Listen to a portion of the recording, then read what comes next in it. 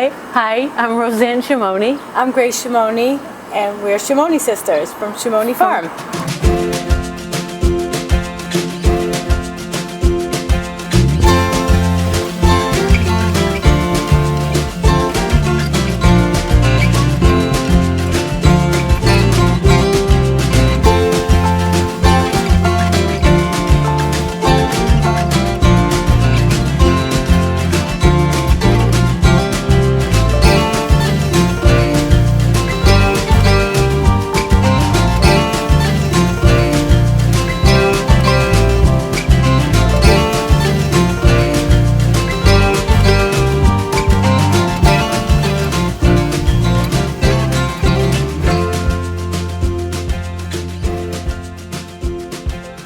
We were born and raised here.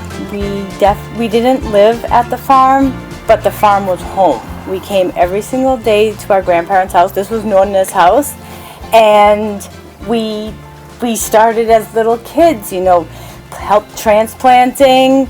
It was our job to take tomato transplants, and we would put them in a row, and then my dad and my uncle would plant them. And we were always the carriers, we were the pot fillers, we got to do the jobs, the undesirable jobs.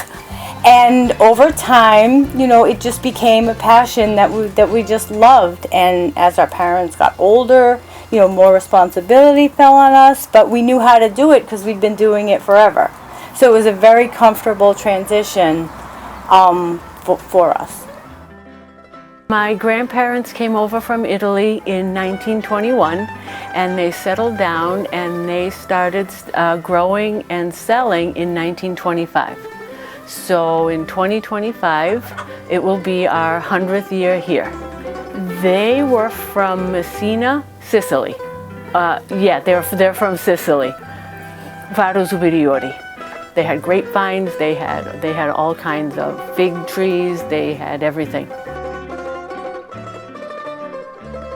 Well, my Uncle Frank and my dad taught us a lot.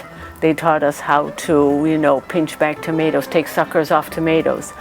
I remember when I was little, I was going to help, and I went out with a basket and I was going to pick peppers.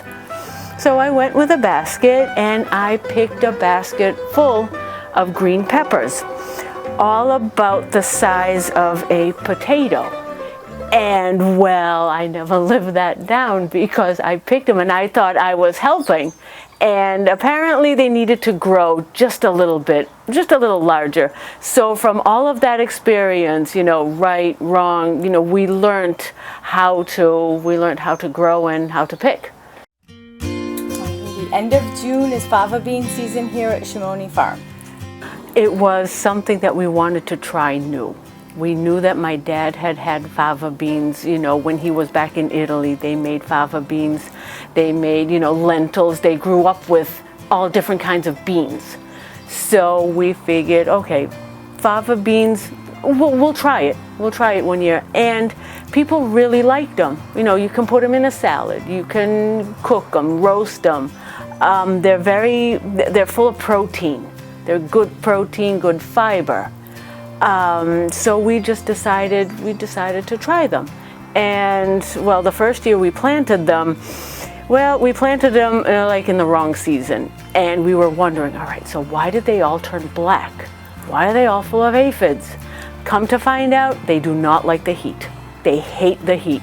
So it's more of a spring vegetable, like peas, asparagus. So we learned, we need to plant them in the cool weather when we plant our peas. So that's what we did, and just fava. And then, we started selling them over the stand. And little by little, we found a lot of people, liked them and took to them. So so it's something that now we grow. They're also great for the ground because they're a natural nitrogen fixer. So they grab the nitrogen from the air and then it's usable in the soil. So that's also beneficial for the soil because they used to be grown for as like a cover crop, as kind of a benefit for the soil. beans? Oh, so fava beans, you can incorporate them in a risotto or in a spring dish with peas, fresh peas and fresh asparagus. You can also use them in a salad, just eat them raw right out of the pod like spring peas.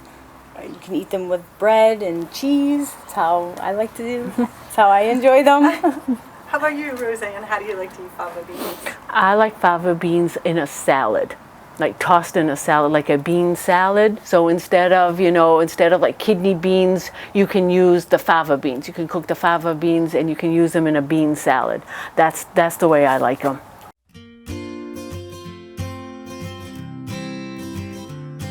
So right now we're going to work on planting eggplant, tomato plants, and pepper plants. We've got about over 1,000 plants that we have to get in. And then we have we do our cut flowers. So we have our zinnias, our snapdragons. We've got lysianthus, gomphrena. We have all our cut flowers. We start selling bouquets really as soon as the zinnias are ready to open. We cut them on the short side so they branch. So we branch out and get nice branching. So they go the entire season, and they're great for butterflies. We have all kinds of butterflies in there. We've got monarchs, we've got yellow swallowtails, we've got black swallowtails. We've got little spotted ones that are very pretty that we don't know what they are. But they definitely attract butterflies. Attract bees, butterflies, and we've even seen the occasional bumblebee that they're really, really concerned about.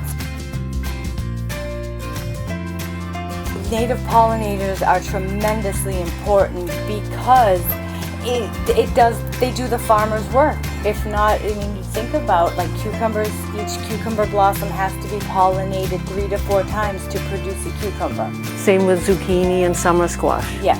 So if we don't have the bees, we just don't have the production that we would expect and what we need. Along with my tomato plants, we plant in sweet alyssum to attract all kinds of beneficial bugs. And we have marigolds throughout the farm, and we've got some milkweed that keeps coming in my asparagus, which is not ideal, but I leave it there. And yeah, we just try to have as much out there for them as we can.